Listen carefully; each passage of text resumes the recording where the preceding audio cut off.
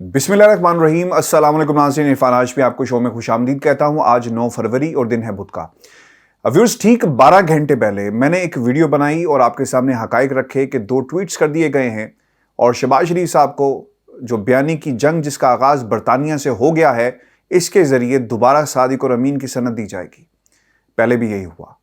National crime agency ने जो कुछ किया और फिर अदालत का जो फैसला आया जो मुंजमद करने के हवाले से अकाउंट्स को सलमान शहबाज के, उसके ऊपर फैसला आया। उस सब भी हम ये कहते रहे कि दिखाओ कि कहाँ पे लिखा है कि शहबाज शरीफ के बारे में या शहबाज शरीफ का नाम लिया गया हो या शहबाज शरीफ के हवाले से कोई बात कही हो। कहीं पे ये चीज़ मौजूद नहीं थी।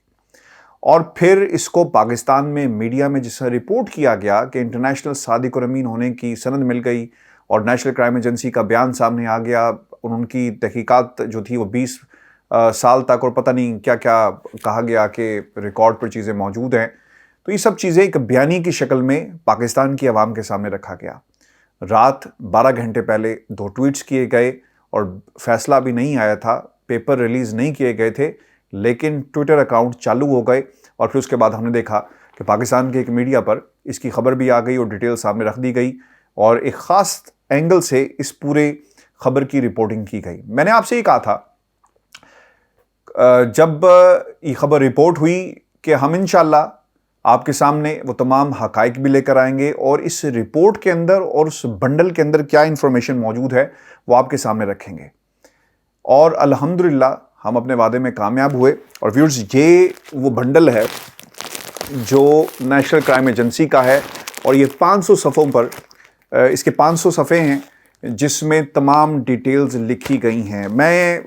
ये मेरे लिए मुमकिन नहीं होगा कि मैं 500 सफ़े इन वन गो आपके सामने रख सकूं और फिर ऑब्वियसली इसमें ये भी हमें देखना है कि हम क्या चीज़ रिपोर्ट कर सकेंगे, क्या नहीं कर सकेंगे और किस तरह। लेकिन ये मैं आपको ज़रूर कंफर्म कर रहा हूँ कि इसमें जो एनेक्स्चर्स हैं पहले हिस्से के अंदर वो तकरीबन 29 के करीब एनेक्स्चर्स हैं और ये बार्कलेस और रॉयल बैंक ऑफ स्कॉटलैंड यानी जो बैंक ट्रांजैक्शंस हैं, जो फ्रीजिंग ऑर्डर्स लिए गए उसकी डिटेल इसके अंदर है। फिर इसके अलावा जो कंपनीज इन कनेक्शन में रही उसके हवाले से डिटेल्स हैं। फिर पाकिस्तान में जो तहकीकात होती रही उसके हवाले से डिटेल्स हैं। फिर नेशनल क्राइम एजेंसी ने कि जो कॉरेस्पॉन्डेंस होती रही है एसिड रिकवरी यूनिट पाकिस्तान के हवाले से, उसके हवाले से डिटेल्स हैं।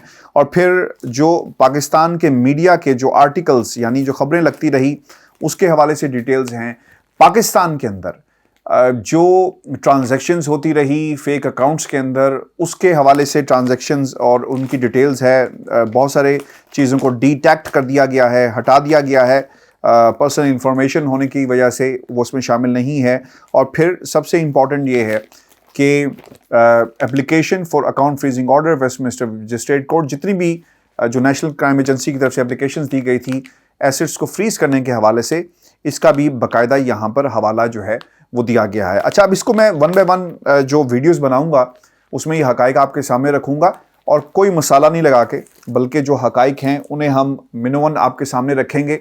जो अदालत में कहा गया और जो नेशनल क्राइम एजेंसी की फाइंडिंग्स हैं और जो उन्होंने डेटा इकट्ठा किया, जिस तरतीब से इकट्ठा किया गया, यह आपके सामने हम रख देंगे। और इसमें सबसे इंटरेस्टिंग ये है कि कुछ वीज़ा फॉर्म की एप्लीकेशंस भी हैं, उसके अंदर क्या डिटेल्स दी गई हैं, बहुत ही दिलचस्प हैं और ज़रूर इसका भी हम अहाता जो है अपनी वीडियोस के अंदर करते रहेंगे। लेकिन व्यूअर्स, सबसे पहले आपको ये बताते चलें, पाकिस्तान के मीडिया के अंदर रिपोर्ट हो रहा है शहबाज शरीफ साहब की जीत हुई, सलमान शहबाज साहब की जीत हुई और फिर कहा गया कि एक बार फिर सादिक और अमीन का जो डिक्लेरेशन यानी जो सनद थी उन्हें दे दी गई और इसके ऊपर एक बयानिया बनाया जा रहा है। पहले तो मैं ये बता दूं कि पाकिस्तान का जो मौक़िफ़ रहा और अदालतों में इस वक्त हुआ क्या है। एक ऑर्डर आया और ये ऑर्डर क्या था, हाई कोर्ट यानी बरतानिया की अदालत ने, बरतानिया की high court of justice queen's bench ने फैसला दिया।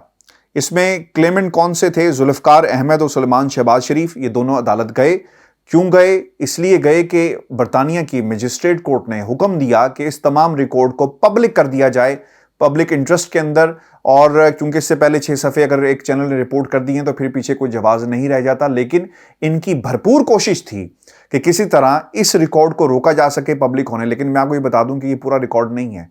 500 से ज़्यादा सफ़ात हैं। इसके बावजूद बहुत सारा रिकॉर्ड अभी होल्ड कर लिया गया है अदालत की तरफ से। अब वो क्यों होल्ड किया गया, इसके ऊपर भी यहाँ पर कुछ एप्लीकेशंस दोबारा अदालत से रुजू किया जाएगा और कहा जाएगा कि इसे रिलीज़ कर दिया जाए। इस पर मैं अपनी अगली किसी वीडियो में तफसीलात आपके सामने रखूँगा। लेकिन जहाँ पर सुबकी हुई, जहाँ पर हार हुई है सलमान शहबाज की, और वो क्यों हुई वो मैं आपको बता देता हूँ। वो कहा गया कि इस रिकॉर्ड को पब्लिक ना किया जाए और वेस्टमिंस्टर कोर्ट के फैसले के खिलाफ ये क्वींस बेंच, हाई कोर्ट के क्वींस बेंच के में गए। वहां पे क्या हुआ, on an application by the Clements for urgent consideration order by the honourable mister justice Griffiths. अच्छा, application for interim relief refuse के इसको रोका जाए।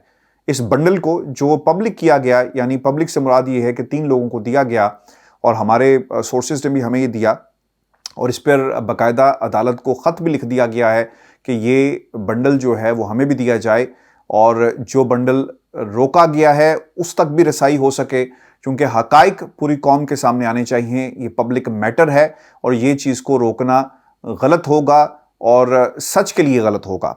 अच्छा, रीजंस लिखी गई।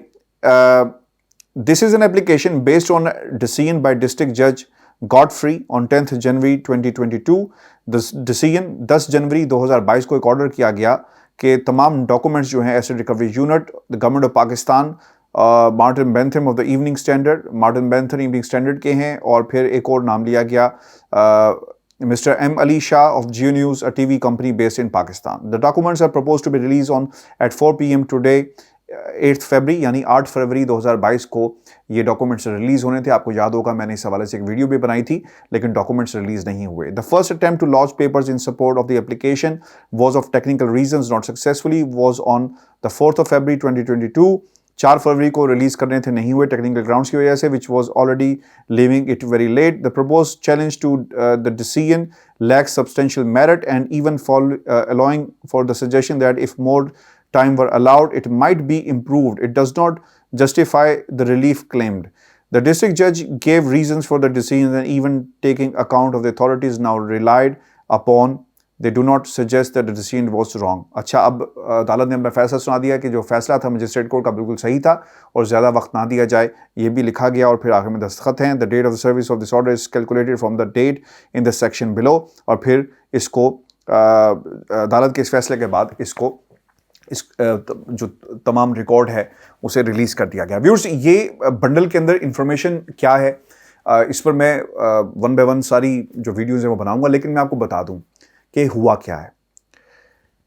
पाकिस्तान ARU ने, यानी एसिड रिकवरी यूनिट ने, बरतानिया की अदालत का दरवाज़ा खटखटाया और ये कहा कि वो हालात और वाक़यात जब ये फैसला आया ग़ालिबन नवंबर में, उसे मिस रिपोर्ट किया गया, रिपोर्टिंग सही नहीं हुई, हकाइक से हटकर कहा गया कि शहबाज शरीफ को क्लीन चिट मिल गई, शहबाज शरीफ के हवाले से बड़ा फैसला आ गया। और ये मिस रिपोर्टिंग है इस पूरे वाक़े की, क्योंकि ऐसा कभी भी हुआ नहीं। फिर ये भी बहुत इंटरेस्टिंग था कि अगर कहीं पे कुछ लिखा हुआ था तो कोई कागज़ मौजूद होगा, कोई एप्लीकेशन मौजूद होगी, वो भी मंजर आम पर नहीं आई। और ARU वाले आज भी कहते हैं कि अगर कहीं पर रिकॉर्ड पर कोई चीज़ मौजूद है कि ARU ने इस तमाम इंफॉर्मेशन को इनिशिएट करवाया हो या इन्वेस्टिगेशन को इनिशिएट करवाया हो, तो उसके हवाले से भी बताया जाए। लेकिन ये कहा गया कि एसिड रिकवरी यूनिट और जिन लोगों की मुलाकातें होती रही वगैरह वगैरह, हमने उस वक्त भी बताया कि ममालिक के दरमियान, मुल्कों के दरमियान मेमोरेंडम्स मौजूद होते हैं जहाँ पर एक दूसरे से इंफॉर्मेशन शेयरिंग की जाती है। और इसके अंदर एक दफ़ा नहीं, कई बार कहा गया है कि आपकी क्वेरी थी जिस पर हम ये जवाब दे रहे हैं। और फिर एसिड रिकवरी यूनिट का भी जिक्र किया गया, prime minister of Pakistan Imran Khan का भी जिक्र किया गया, और पाकिस्तान के अंदर के जो ह्यूमन राइट्स के हालात हैं उसका भी जिक्र किया गया है। मैंने कुछ हिस्से इसके पढ़े और मैं आपके सामने भी रखूंगा। और फिर एक डिटेल्ड खबरें हैं पाकिस्तान के मीडिया चैनल्स की, उसको भी इसका हिस्सा बनाया गया है। और फिर इसके बाद वो लोग जिनके अकाउंट्स में पैसे आते रहे उसका भी इसका हिस्सा तफसील के साथ बनाया गया है। तो रिपोर्टिंग के एतबार से वो तमाम चीज़ें जो हैं वो सही तरह रिपोर्ट नहीं की गई, ये मौक़िफ़ था। और ये कहा गया कि हम बतौर शिकायत ये मामला आगे लेकर जाना चाहते हैं और हमें कोई ना कोई चीज़ चाहिए, क्योंकि अगर किसी शख्स ने 6 पेपर्स की बुनियाद पे या कुछ सफ़ों की बुनियाद पे रिपोर्ट किया तो यह हमारा हक बनता है। नेशनल क्राइम एजेंसी को कहा गया कि आप हमें ये रिकॉर्ड दे दें। नेशनल क्राइम एजेंसी ने कहा कि नहीं जनाब, हम तो आपको अपना ये रिकॉर्ड नहीं देंगे, अगर अदालत कहेगी तो आप ये रिकॉर्ड ले सकते हैं। ARU ने अदालत का दरवाज़ा खटखटाया, मजिस्ट्रेट कोर्ट का, और अदालत ने हुक्म दिया कि अगर 6 पेपर आपने रिपोर्ट कर दी हैं और पब्लिक इंटरेस्ट में, तो बाकी सारे पेपर्स को भी रिपोर्ट करना चाहिए और इसको रिलीज़ करें। उस वक्त सलमान शहबाज ने ये कहा कि ये मामला प्राइवेट है, मामला प्राइवेट से मुराद ये है कि इसमें पर्सनल इंफॉर्मेशन है, इसको डिटेक्ट किया जाए, इस पर रजामंदगी होती है, दोनों पार्टी से मिलकर करना था, मुकर्रर तारीख पर रिकॉर्ड हवाले नहीं किया गया। और फिर हमने ये भी दिन देखा कि जब मजिस्ट्रेट के उस फैसले के खिलाफ हाई कोर्ट का दरवाज़ा खटखटाया गया तो वहाँ से हुक्म आया कि जनाब आप इसको रिलीज़ कर देंगे। अब ARU इस तमाम इंफॉर्मेशन को कंसर्न प्लेटफॉर्म के ऊपर रेज़ करेगा। ऑफकॉम के साथ जो दरख्वास्त उसी वक्त दे दी गई थी और शहजाद अकबर की तरफ से दरख्वास्त दी गई थी। शहजाद अकबर साहब ने कहा था कि मिस रिपोर्ट हुआ है, पूछा जाए, और अब इस रिकॉर्ड को उसके साथ इसका हिस्सा बनाकर बाकायदा जो है इसके साथ शामिल कर दिया जाएगा। अब ये सारी सिचुएशन है। ARU के पास रिकॉर्ड है, मुतलका हुकाम को ये हवाले किया जाएगा और मेरी इतलात के मुताबिक दोबारा इन्वेस्टिगेशन, दोबारा दरख्वास्त की जाएगी अदालत से कि आपने जो हिस्से हवाले नहीं किए इसको हवाले किया जाए। और अब इस बुनियाद के ऊपर अगला केस जो है वो चलेगा कि मिस रिपोर्टिंग हुई है, शहबाज शरीफ साहब को किसी भी लेवल के ऊपर कोई क्लीन चिट नहीं दी गई। 500 सवाल हैं व्यूअर्स, और मेरी कोशिश ये होगी अगली वीडियोस के अंदर मैं 1 बाय 1 ये सारी डिटेल्स आपके सामने रखूं और आपको बता सकूं कि इसके अंदर क्या लिखा गया है। लेकिन जाने से पहले मैं आपको एक जो हिस्सा है application for account freezing order Westminster magistrate court में जो एप्लीकेशन दी गई, इसके कुछ हिस्से हैं, मैं आपके सामने रख देता हूं। अच्छा, ग्राउंड्स ऑफ सस्पिशंस है एनेक्सर 1 के अंदर कि ग्राउंड्स कौन सी थी जिसमें शहबाज शरीफ साहब के हवाले से एक सस्पिशियस एक जो है वो जो तमाम हालात हैं इसे सस्पिशियस बना दिया गया। अच्छा, this application is for the account freezing order under section for the Proceeds of Crime Act 2002 and is in relation to the funds held in 4 separate accounts with the following credit balance in detail as below।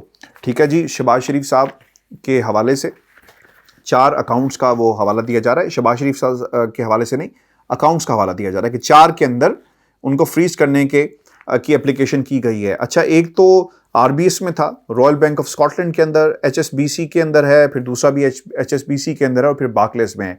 ये total जो amount बनती है वो 6,77,307 की बनती है इन accounts के अंदर। कार्टर रक्ट जो उनके अकाउंट होल्डर एंड सिग्नेचरी हैं, एक तो उसमें लिखा गया कार्टर रक्ट का the client account funds held on behalf of Salman Shahbaz Sharif. Salman Shahbaz Sharif के बिहाफ के ऊपर कार्टर एंड रक अकाउंट ये जो बैलेंस है 2,19,754। मैं गलत भी हो सकता हूं, लेकिन मेरा ये ख्याल है कि जब भी कोई बड़ी कंपनी कोई केस लेती है, जैसा शहबाज शरीफ का केस यहाँ पे लगा हुआ है डेली मेल के हवाले से, तो शायद ये रकम बतौर जमानत भी रखी जा सकती है कि जो उनके डिस्पोजल पे होगा और श्योरिटी के तौर पर कि अगर आपने कल को आप भाग जाते हैं और पैसे नहीं देते तो श्योरिटी क्या होगी। क्योंकि बड़ी जितनी भी लॉ फर्म्स हैं वो कोई ना कोई श्योरिटी जरूर लेती है। मेरी एक राय है, ये गलत भी हो सकती है, कि ये जो पैसे हैं 2019,754 2,19,000 और लिखा गया कि account holder and signatory Carter Ruck client account funds held on behalf of Salman Shahbaz Sharif, उनके बिहाफ पे पैसे रखे गए। अच्छा, फिर दूसरा अकाउंट जो है वो सलमान शरीफ का है, शहबाज शरीफ के बेटे हैं, 3,07,025 पाउंड का अकाउंट है। फिर एक दूसरा अकाउंट है HSBC का जिसमें 78,725 पाउंड रखे गए। फिर एक चौथा अकाउंट है जिसमें 3,75,101 जो पाउंड्स हैं इस अकाउंट में रखे गए। अच्छा, the application is in respect of funds held in the name of associated Salman Shahbaz और शहबाज शरीफ जो इनके अकाउंट होल्डर हैं, जिनके साथ ये अकाउंट एसोसिएट करता है, उसके बिहाफ पे रखे गए। Shahbaz Sharif officer not frequently refer to Shahbaz Sharif Shahbaz. अच्छा, ये नामों का के हवाले से भी डिटेल उन्होंने दी है। फिर ये कहते हैं the account detail is the client account for the Carter Ruck solicitor. The funds are in fact deemed to be associated to Salman Shehbaz Sharif as detailed in the following annex supplied by Carter Ruck. The funds were received from an account belonging to Switzerland's registered company.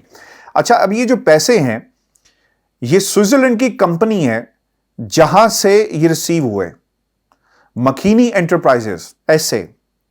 मखीनी enterprises Switzerland की company थी जहां से ये funds release होते हैं। The funds are in fact deemed to be associated to Salman Shahbaz as detailed in the following annex supplied by Carteret. The funds were received from an account belonging to Switzerland. अब ये Switzerland का नाम दोबारा आ रहा है और लिया गया इन पेपर्स में। However, a request was made on 3rd September 2019 to transfer the funds of HSBC account which is held by Salman Shahbaz in order to be returned as another commitment needed to be settled urgently. फिर कोई commitment होगी जिसमें उन्होंने कहा कि ये पैसे return करने के हवाले से बात की गई। स्विट्जरलैंड से पैसे आए हैं जनाब।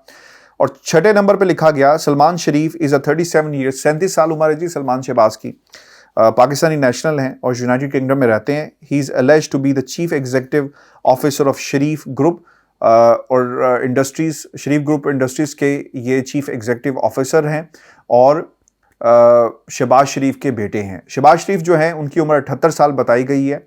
पॉलिटिकली एक्सपोज पर्सन है, पेप उन्हें कहा गया है, politically expose person Shahbaz Sharif को इसके अंदर कहा गया। And has held a series of political appointments in Pakistan. 90 की दहाई में उनकी पॉलिटिकल अपॉइंटमेंट्स रही हैं, अपोजिशन लीडर हैं, पंजाब असम्बली का भी हवाला दिया गया, लीडर ऑफ अपोजिशन इस पे भी लिखा गया, और फिर चीफ मिनिस्टर भी रहे। अच्छा, फिर ये भी लिखा गया कि Shahbaz Sharif is on the 6th of July, following a series of Pakistan-based investigators were convicted of corruption offences in relation to declared UK-based assets held through series of companies, has been previously disqualified for life from political office to on the 28th July 2017, और फिर हवाला दिया गया है 2017 का जब उन्हें disqualify किया गया। अब मेरा ख्याल है कि ये नवाज शरीफ साहब की वो बात कर रहे हैं, उनके भाई की बात कर रहे हैं।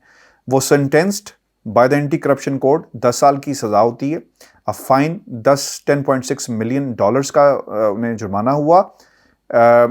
और फिर ये भी कहा गया कि and the seizure of their Avenfield properties were ordered, और एवनफील्ड प्रॉपर्टीज का की जो इसको जब्त करने के हवाले से भी ये कहा गया है।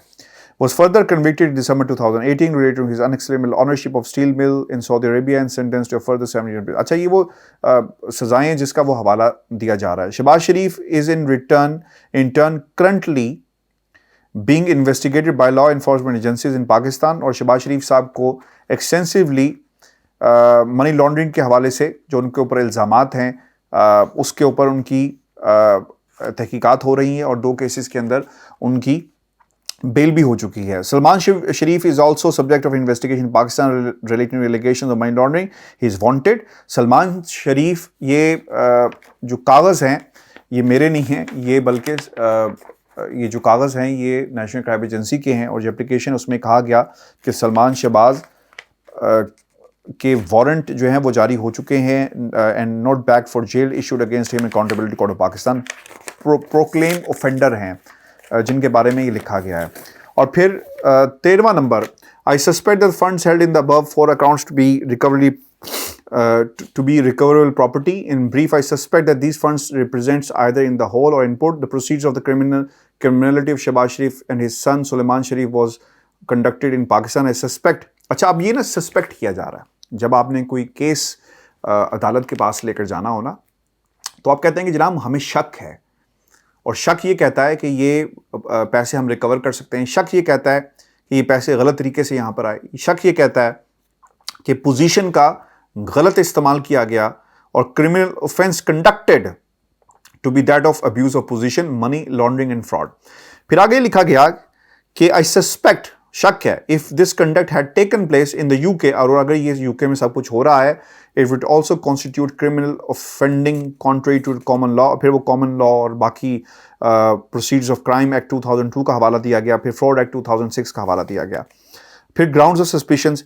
अच्छा, अब ये ना ग्राउंड्स ऑफ सस्पिशंस बड़ी ज़बरदस्त हैं, और मैं कोशिश करूंगा कि ये ग्राउंड्स ऑफ सस्पिशंस के बारे में क्या कहा गया ये मैं आपको अगली वीडियो में बताऊं, क्योंकि इट्स ऑलरेडी 19 मिनट्स। अगली वीडियो में दोबारा मिलते हैं, और फिर ये डिटेल्स जो मैं आपके सामने रखता हूं, क्योंकि ये सिलसिला एक आधी जो है वो एपिसोड में ख़त्म नहीं होगा। इसमें इंशाल्लाह आई पर्सनली फील के कोई 20 से 25 एपिसोड्स होंगी जो ये तमाम डिटेल जो है वो आपके सामने हम रख सकें। व्यूअर्स, बोर मत होइएगा, जुड़े रहें, क्योंकि डिटेल बहुत सारी है, कागज़ बहुत सारे हैं, और ये एक एक करके मैं आपके सामने रखूँगा, और आपको समझ में आ जाएगी कि अकाउंट फ्रीजिंग ऑर्डर जो वेस्टमिनिस्टर कोर्ट की में गए, उसमें सस्पिशंस क्या थी जिस बुनियाद के ऊपर ये फ्रीजिंग ऑर्डर जो है वो लिए गए। ख्याल रखें, अगली वीडियो का इंतजार करें, इजाज़त दीजिए, अल्लाह ने के बाद।